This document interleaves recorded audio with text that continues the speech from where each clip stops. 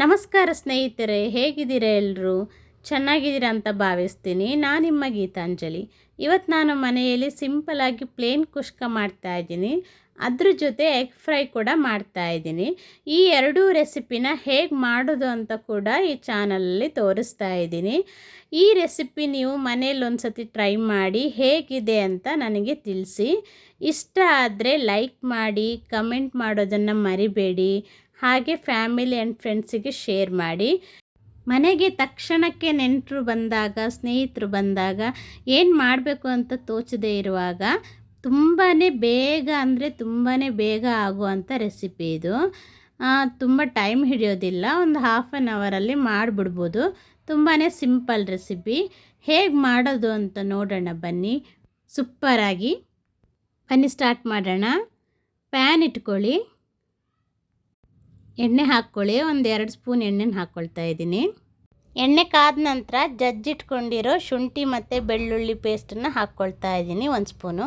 ಜಜ್ಜಿಟ್ಕೊಂಡ್ರೆ ಚೆನ್ನಾಗಿರುತ್ತೆ, ಸ್ಮೆಲ್ ಹೋಗೋದಿಲ್ಲ, ಟೇಸ್ಟಿಯಾಗಿರುತ್ತೆ. ಅದನ್ನು ಫಸ್ಟು ಫ್ರೈ ಮಾಡ್ಕೊಳ್ಳಿ. ಎಣ್ಣೆ ಕಾದ ನಂತರ ಹಾಕ್ಕೊಳ್ಳಿ. ಅದನ್ನು ಸ್ವಲ್ಪ ಹಸಿ ವಾಸನೆ ಹೋಗೋವರೆಗೂ ಫ್ರೈ ಮಾಡ್ಕೋಬೇಕು. ಅದಕ್ಕೆ ಸ್ವಲ್ಪ ಕರಿಬೇವು ಹಾಕ್ಕೊಳ್ತಾ ಇದ್ದೀನಿ. 1 ಹಸಿಮೆಣಸನ್ನು ಹಾಕ್ಕೊಳ್ತಾ ಇದ್ದೀನಿ. 1 ಈರುಳ್ಳಿನ ಚಿಕ್ಕದಾಗಿ ಕಟ್ ಮಾಡಿಟ್ಕೊಂಡಿದ್ದೆ, ಅದನ್ನು ಹಾಕ್ಕೊಳ್ತಾ ಇದ್ದೀನಿ. 1 ಈರುಳ್ಳಿನ ಹಾಕ್ಕೊಂಬಿಟ್ಟು ಅದನ್ನು ಚೆನ್ನಾಗಿ ಲೈಟಾಗಿ ಬ್ರೌನ್ ಕಲರ್ ಬರೋವರೆಗೂ ಫ್ರೈ ಮಾಡ್ಕೊಳ್ಳಿ. ಚೆನ್ನಾಗಿ ಫ್ರೈ ಮಾಡ್ಕೊಳ್ಳಿ. ನೋಡಿ, ಈ ಥರ ಚೆನ್ನಾಗಿ ಫ್ರೈ ಮಾಡ್ಕೊಳ್ಳಿ. ಆನಂತರ 1 ದೊಡ್ಡ ಟೊಮೊಟೊನ ನಾನು ಪೇಸ್ಟ್ ಮಾಡಿಟ್ಕೊಂಡಿದ್ದೆ, ಆ ಪೇಸ್ಟನ್ನು ಆ್ಯಡ್ ಮಾಡ್ಕೊಳ್ತಾ ಇದ್ದೀನಿ. ಟೊಮೊಟೊ ಪೇಸ್ಟ್ ಹಸಿ ವಾಸನೆ ಹೋಗೋವರೆಗೂ ಚೆನ್ನಾಗಿ ಫ್ರೈ ಮಾಡ್ಕೊಳ್ಳಿ. ನೋಡಿ, ಟೊಮೊಟೊ ಪೇಸ್ಟ್ ಹಸಿ ವಾಸನೆ ಹೋಗಿದೆ, ಚೆನ್ನಾಗಿ ಫ್ರೈ ಮಾಡ್ಕೊಂಡಿದ್ದೀನಿ. ಅದಕ್ಕೆ 1/4 ಸ್ಪೂನು ಪೆಪ್ಪರ್ ಪೌಡ್ರು, ಅದಕ್ಕೆ ಮತ್ತು 1/4 ಸ್ಪೂನು ಜೀರಾ ಪೌಡ್ರ್ ಹಾಕ್ಕೊಳ್ತಾ ಇದ್ದೀನಿ. ಅದಕ್ಕೆ 1/2 ಸ್ಪೂನು ಗರಂ ಮಸಾಲೆ ಹಾಕ್ಕೊಳ್ತಾ ಇದ್ದೀನಿ.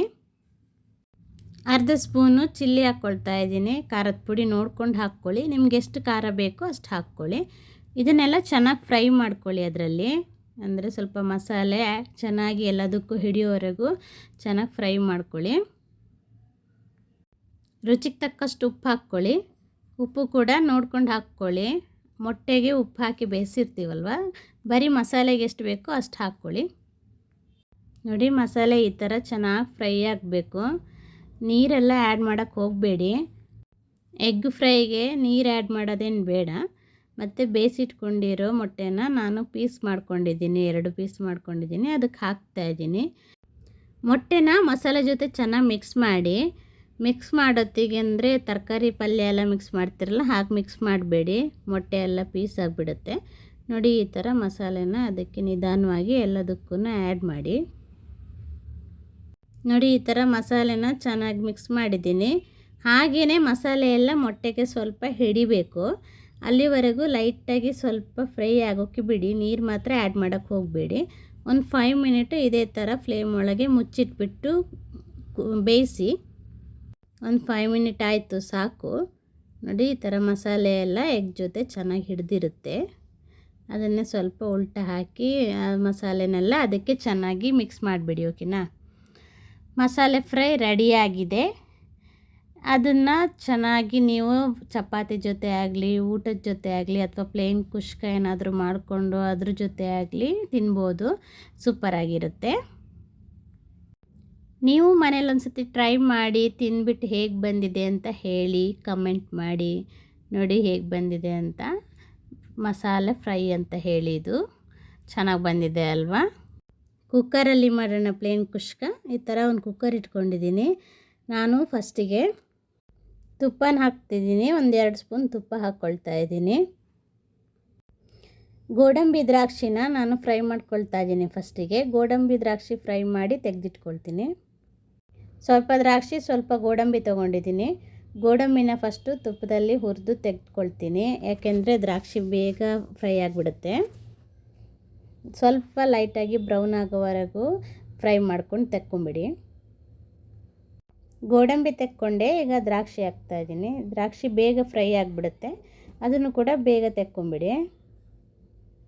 ಗೋಡಂಬಿ ದ್ರಾಕ್ಷಿ ಫ್ರೈ ಮಾಡಿ ತೆಕ್ಕೊಂಡೆ, ಅದಕ್ಕೆ ಸ್ವಲ್ಪ ಮೇಲ್ಗಡೆ ಎಣ್ಣೆ ಹಾಕ್ಕೊಳ್ತಾ ಇದ್ದೀನಿ. ಎಣ್ಣೆ ಎಷ್ಟು ಬೇಕು ನೋಡಿ ಹಾಕ್ಕೊಳ್ಳಿ, ತೀರಾ ಜಾಸ್ತಿ ಏನು ಹಾಕೋದು ಬೇಡ. ಎಣ್ಣೆ ಕಾದ ನಂತರ ಅದಕ್ಕೆ ಇಡಿ ಮಸಾಲೆ ಹಾಕೋಣ. ಇಡಿ ಮಸಾಲೆ ನೋಡಿ ತೋರಿಸ್ತಾ ಇದ್ದೀನಿ.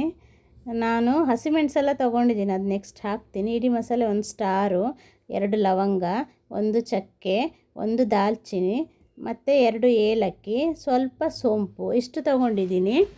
ಇಷ್ಟು ಐಟಮ್ ಸಾಕಾಗುತ್ತೆ ನೋಡಿ, ತೋರಿಸ್ತಾ ಇದ್ದೀನಲ್ವ, ಇಷ್ಟು ಐಟಮ್ ತೊಗೊಂಡಿದ್ದೀನಿ. ಇದಕ್ಕೆ ಎಣ್ಣೆಗೆ ಹಾಕಿ, ಎಣ್ಣೆ ಕಾದ ನಂತರ ನೋಡಿ ಎಣ್ಣೆಗೆ ಹಾಕಿದ್ದೀನಿ ನಾನು. ಸ್ವಲ್ಪ ಲೈಟಾಗಿ ಫ್ರೈ ಮಾಡ್ಕೊಳ್ಳಿ ಅದನ್ನು. ಈಗ 2 ಹಸಿಮೆಣಸು ಹಾಕ್ತಾಯಿದ್ದೀನಿ. ಖಾರ ನೋಡ್ಕೊಂಡು ಹಾಕ್ಕೊಳ್ಳಿ. ನಾನು ಒಂದೇ ಗ್ಲಾಸ್ ಅಕ್ಕಿ ಹಾಕೋದ್ರಿಂದ ಖಾರ ಕಮ್ಮಿ ಹಾಕ್ತಾಯಿದ್ದೀನಿ. ಮತ್ತು 1 ಈರುಳ್ಳಿನ ಕಟ್ ಮಾಡಿ ಇಟ್ಕೊಂಡಿದ್ದೆ, ದೊಡ್ಡ ಈರುಳ್ಳಿ, ಅದನ್ನು ಸಹ ಹಾಕಿ ಲೈಟ್ ಬ್ರೌನ್ ಕಲರ್ ಬರೋವರೆಗೂ ಚೆನ್ನಾಗಿ ಫ್ರೈ ಮಾಡ್ಕೊಳ್ಳಿ ಎಣ್ಣೆ ಒಳಗೆ. ಈರುಳ್ಳಿ ಫ್ರೈ ಆಗಿದೆ ನೋಡಿ, ಇಷ್ಟು ಫ್ರೈ ಆದರೆ ಸಾಕು. ಇದಕ್ಕೆ 1 ಸ್ಪೂನು ಶುಂಠಿ ಬೆಳ್ಳುಳ್ಳಿನ ಜಜ್ಜಿಟ್ಕೊಂಡಿದ್ದೆ, ಅದನ್ನು ಹಾಕ್ಕೊಳ್ತಾ ಇದ್ದೀನಿ. ನಾನು ಯಾವಾಗಲೂ ಶುಂಠಿ ಬೆಳ್ಳುಳ್ಳಿನ ಫ್ರೆಶ್ಶಾಗಿ ಜಜ್ಜಿನೇ ಹಾಕೋದು, ಅಂಗಡಿಯಿಂದ ತಂದು ಹಾಕೋದು ಕಡಿಮೆ. ನೋಡಿ ಅದು ಚೆನ್ನಾಗಿರುತ್ತೆ, ಪರಿಮಳ ಎಲ್ಲ ಹೋಗೋದಿಲ್ಲ, ಅದು ಟೇಸ್ಟಿಯಾಗಿರುತ್ತೆ. ಚೆನ್ನಾಗಿ ಹಸಿ ವಾಸನೆ ಹೋಗೋವರೆಗೂ ಫ್ರೈ ಮಾಡ್ಕೊಂಬೇಡಿ ಈರುಳ್ಳಿ ಜೊತೆ. ಶುಂಠಿ ಬೆಳ್ಳುಳ್ಳಿ ಹಸಿ ವಾಸನೆ ಹೋಗಿದೆ, ಫ್ರೈ ಆಯಿತು. ಈಗ 2 ಟೊಮೊಟೊ ಈ ಥರ ತೆಳು ಸ್ಲೈಸಾಗಿ ಕಟ್ ಮಾಡ್ಕೊಂಡಿದ್ದೆ, ಅದನ್ನು ಹಾಕ್ತಾಯಿದ್ದೀನಿ. ಅದನ್ನು ಕೂಡ ಚೆನ್ನಾಗಿ ಫ್ರೈ ಮಾಡ್ಕೊಳ್ಳಿ. ಟೊಮೊಟೊ ಮೆದುವಾಗಿ ಅಂದರೆ ಸ್ಮೂತ್ ಆಗಬೇಕು, ಎಣ್ಣೆ ಒಳಗೆ ಬೆಂದು, ಅಲ್ಲಿವರೆಗೂ ಫ್ರೈ ಮಾಡ್ಕೊಳ್ಳಿ.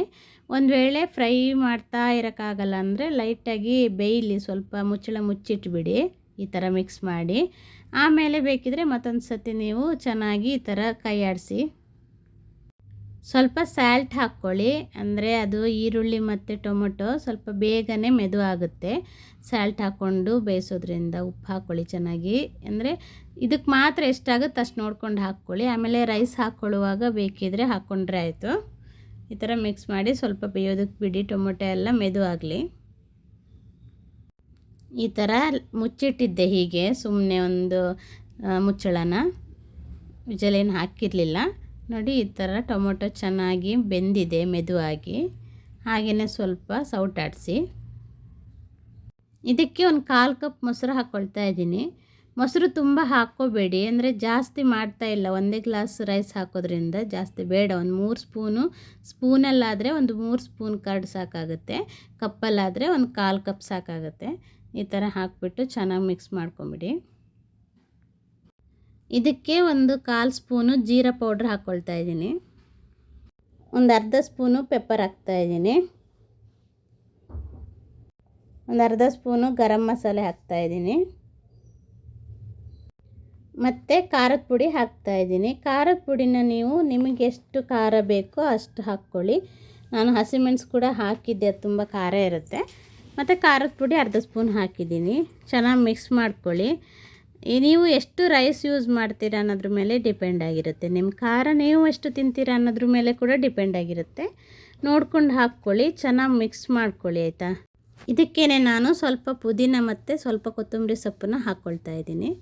ನೋಡಿ ನಾನು ಜಾಸ್ತಿ ತೊಗೊಂಡಿಲ್ಲ, ಸ್ವಲ್ಪ ಪುದೀನ ತೊಗೊಂಡಿದ್ದೀನಿ ಮತ್ತು ಸ್ವಲ್ಪ ಕೊತ್ತಂಬರಿ ಸೊಪ್ಪನ್ನು ಕಟ್ ಮಾಡಿ ಇಟ್ಕೊಂಡಿದ್ದೀನಿ. ಅದನ್ನು ಹಾಗೇ ಅದಕ್ಕೆ ಹಾಕಿ ಚೆನ್ನಾಗಿ ಮಿಕ್ಸ್ ಮಾಡ್ತಾಯಿದ್ದೀನಿ. ಹಾಕಿರೋ ಎಲ್ಲ ಐಟಮನ್ನು ಚೆನ್ನಾಗಿ ಮಿಕ್ಸ್ ಮಾಡ್ಕೊಬಿಡಿ. ಆಮೇಲೆ 1/2 ಕಪ್ ನೀರು ಹಾಕ್ತಾಯಿದ್ದೀನಿ, ಅಂದರೆ ಎಲ್ಲ ಮಸಾಲೆನೂ ಒಂದೇ ಥರ ಸಮನಾಗಿ ಹಿಡೀಲಿ ಅಂತ. ಚೆನ್ನಾಗಿ ಬೇಯಿಸಿ ಸ್ವಲ್ಪ ಹೊತ್ತು 1/2 ಕಪ್ ನೀರಲ್ಲಿ, ಎಲ್ಲ ಮಸಾಲೆ ಕರೆಕ್ಟಾಗಿ ಬರಲಿ ಅಂತ ಹದವಾಗಿ. ಎಲ್ಲ ಹಾಕಿರೋದ್ರಿಂದ ಎಲ್ಲ ಚೆನ್ನಾಗಿ ಬೇಯಲಿ. 1/2 ಟೀ ಸ್ಪೂನು ಅರಿಶಿಣ ಹಾಕ್ಕೊಳ್ಳಿ ಅದಕ್ಕೆ. ನೋಡಿ ಈ ಥರ ಬೇಯ್ತಾ ಇದೆ ಅಲ್ವಾ, ಎಲ್ಲ ಮಿಕ್ಸ್ ಆಗಿ ಇಷ್ಟು ಬೇಯಿಸ್ಕೊಳ್ಳಿ. ನೋಡಿ ಇಷ್ಟು ಬೆಂದ ನಂತರ ಈ ಗ್ಲಾಸಲ್ಲಿ ನಾನು 1 ಗ್ಲಾಸು ಜೀರಾ ರೈಸ್ ತೊಗೊಂಡಿದ್ದೆ. ಜೀರಾ ರೈಸನ್ನು ಚೆನ್ನಾಗಿ ತೊಳೆದ್ಬಿಟ್ಟು ಒಂದು ಅರ್ಧ ಗಂಟೆ ನೆನೆಸಿಟ್ಟಿದ್ದೆ ನಾನು. ಅದನ್ನೀಗ ಇದಕ್ಕೆ ಹಾಕ್ಕೊಳ್ತಾ ಇದ್ದೀನಿ. ಒಂದು ಅರ್ಧ ಗಂಟೆ ನೆನೆಸಿಡಿ ಸಾಕಾಗುತ್ತೆ. ಜೀರಾ ರೈಸ್ ತೊಗೊಂಡಿದ್ದೆ ನಾನು. ನೋಡಿ ಅದಕ್ಕೆ ಹಾಕ್ಕೊಳ್ಳಿ ಚೆನ್ನಾಗಿ. ರೈಸನ್ನು ಚೆನ್ನಾಗಿ ಮಿಕ್ಸ್ ಮಾಡ್ಕೊಳ್ಳಿ ಮಸಾಲೆ ಜೊತೆ. ಇದಕ್ಕೆ ನೀವು ರುಚಿಗೆ ಎಷ್ಟು ಉಪ್ಪು ಬೇಕು ನೋಡಿ ಹಾಕ್ಕೊಳ್ಳಿ. ಸ್ವಲ್ಪ ಉಪ್ಪು ಹಾಕಿದ್ರಿ ಅಲ್ವಾ ಮಸಾಲೆಗೋಸ್ಕರ, ಅದನ್ನು ತಲೆಯಲ್ಲಿಟ್ಕೊಂಡು ಈಗ ಉಪ್ಪು ರೈಸಿಗೆ ಎಷ್ಟು ಬೇಕೋ ಅಷ್ಟು ನೋಡ್ಕೊಂಡು ಹಾಕ್ಕೊಳ್ಳಿ. ಅದಕ್ಕೆ ಸ್ವಲ್ಪ ನಾನು ಒಂದು ಅರ್ಧ ಲೆಮನ್ ಹಿಂಡಿಟ್ಕೊಂಡಿದ್ದೆ. ಅರ್ಧ ಅಂದರೆ ಚಿಕ್ಕ ಲೆಮನ್ ಪೀಸಲ್ಲಿ ಒಂದು ಅರ್ಧ ಲೆಮನ್ನು ಅದ್ರ ರಸ ಹಾಕ್ಕೊಳ್ತಾ ಇದ್ದೀನಿ. ಮತ್ತು ಅದಕ್ಕೇ ನಾನು ಫ್ರೈ ಮಾಡಿಟ್ಕೊಂಡಿರೋ ಡ್ರೈ ಫ್ರೂಟ್ಸ್ ಇದೆಯಲ್ಲ, ಗೋಡಂಬಿ ಮತ್ತು ದ್ರಾಕ್ಷಿ, ಅದನ್ನು ಹಾಕ್ತಾಯಿದ್ದೀನಿ. ಅದನ್ನು ಹಾಕಿಬಿಟ್ಟು ಚೆನ್ನಾಗಿ ಮಿಕ್ಸ್ ಮಾಡ್ಕೊಳ್ಳಿ ಎಲ್ಲನೂ.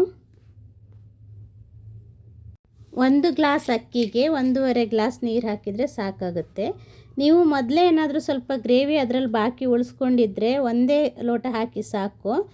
ಆದರೆ ಅಲ್ಲಿ ಗ್ರೇವಿ ಏನು ಇರಲಿಲ್ಲ ಅಲ್ವ, ಅದಕ್ಕೆ 1.5 ಕಪ್ ಹಾಕಿದರೆ ಸಾಕಾಗುತ್ತೆ.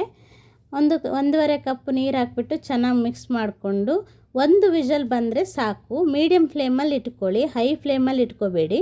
ಮೀಡಿಯಮ್ ಫ್ಲೇಮಲ್ಲಿ ಇಟ್ಕೊಂಡು 1 ವಿಷಲ್ ತರಿಸಿ. ಮತ್ತು ವಿಷಲ್ ಆದ ತಕ್ಷಣವೇ ನೀವು ಓಪನ್ ಮಾಡೋಕ್ಕೆ ಹೋಗಬೇಡಿ. ಹಾಗೆಯೇ ವಿಷಲ್ಲು ತನ್ನಷ್ಟಕ್ಕೆ ತಣ್ಣಗಾಗೋವರೆಗೂ ಬಿಟ್ಟು ಆಮೇಲೆ ತೆಗಿಬೇಕು. ನೋಡಿ, 1 ವಿಷಲ್ ಆಯ್ತು. ಇವಾಗ ಸಾಕು, 1 ವಿಷಲ್ ಆಗಿ ಸ್ವಲ್ಪ ಹೊತ್ತು ಬಿಡಿ ಅದಾಗೆ ಕೂಲಾಗೋವರೆಗೂ. ತಣ್ಣಗಾಗಿದೆ, ಈಗ ತೆಗಿತಾ ಇದ್ದೀನಿ. ನೋಡಿ ಹೇಗೆ ಬಂದಿದೆ ಅಂತ ನೋಡೋಣ. ನೋಡಿ ಈ ಥರ ಆಗಿರುತ್ತೆ. ಅದನ್ನು ಚೆನ್ನಾಗಿ ಸೌಟ್ ತೊಗೊಂಡು ಮಿಕ್ಸ್ ಮಾಡ್ಕೊಂಬಿಡಿ. ಎಲ್ಲ ಕರೆಕ್ಟಾಗಿ ಮಿಕ್ಸ್ ಮಾಡ್ಕೊಂಡ ತಕ್ಷಣ ಸರಿ ಆಗುತ್ತೆ. ನೋಡಿ ಈ ಥರ ಮಿಕ್ಸ್ ಮಾಡ್ಕೊಳ್ಳಿ. 1 ಗ್ಲಾಸ್ ಜೀರಾ ರೈಸಿಗೆ ಇಷ್ಟು ಬರುತ್ತೆ. 2-3 ಜನ ತಿನ್ಬೋದು. ನೋಡಿ ಈ ಥರ ಮಿಕ್ಸ್ ಮಾಡ್ಕೊಳ್ಳಿ. ಪ್ಲೇಟಿಗೆ ಹಾಕ್ಕೊಳ್ಳೋಣ. ನೋಡಿ, ಪ್ಲೇನ್ ಕುಷ್ಕ ರೈಸ್ ರೆಡಿಯಾಗಿದೆ. ಇದನ್ನು ಪ್ಲೇನ್ ಕುಷ್ಕ, ಯಾರಾದರೂ ನಾನ್ ವೆಜ್ ತಿನ್ನದೇ ಇರೋರಿದ್ದರೆ, ಈಗ ಬಿರಿಯಾನಿ ಎಲ್ಲ ಮಾಡ್ತೀವಲ್ವ, ನಾನ್ ವೆಜ್ ಎಲ್ಲ ಹಾಕಿಬಿಟ್ಟು ಅದೆಲ್ಲ ನಾನ್ ವೆಜ್ ತಿನ್ನದೇ ಇರೋರಿದ್ದರೆ ಬರೀ ಪ್ಲೇನಾಗಿ ಈ ಥರ ಕುಷ್ಕನ ಮನೇಲಿ ಮಾಡಿಕೊಂಡು ತರಕಾರಿ ಐಟಮ್ ಜೊತೆ ತಿನ್ಬೋದು. ಏನಾದರೂ ಬೇರೆ ಕುರ್ಮಾ ಏನಾದರೂ ಮಾಡಿಕೊಂಡು, ವೆಜ್ ಕುರ್ಮಾ ಆ ಥರ ಎಲ್ಲ ಮಾಡಿಕೊಂಡು. ನಾನು ಇದಕ್ಕೆ ಎಗ್ ಫ್ರೈ ಮಾಡಿದ್ದೀನಿ. ನೋಡಿ ಈ ಥರ ಬರುತ್ತೆ. ನೋಡಿ ಈ ಥರ ಎಗ್ ಫ್ರೈ ಜೊತೆ ಪ್ಲೇನ್ ಕುಷ್ಕ ಮಾಡಿದ್ದೀನಿ ನಾನು. ಕಾಂಬಿನೇಷನ್ ಸೂಪರಾಗಿರುತ್ತೆ. ನೋಡಿ, ಮನೆಯಲ್ಲಿ ಒಂದು ಸತಿ ಟ್ರೈ ಮಾಡಿ, ಟೇಸ್ಟ್ ಮಾಡಿ ನೋಡಿ ಹೇಗೆ ಬರುತ್ತೆ ಅಂತ. ಹೇಗೆ ಬಂದಿದೆ ಅಂತ ಕೂಡ ಕಮೆಂಟ್ಸ್ ಮಾಡಿ.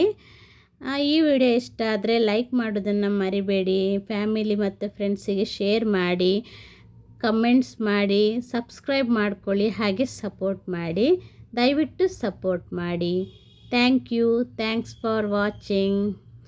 ಸಬ್ಸ್ಕ್ರೈಬ್ ಮಾಡಿಕೊಂಡು ಸಪೋರ್ಟ್ ಮಾಡಿ friends. Thank you so much.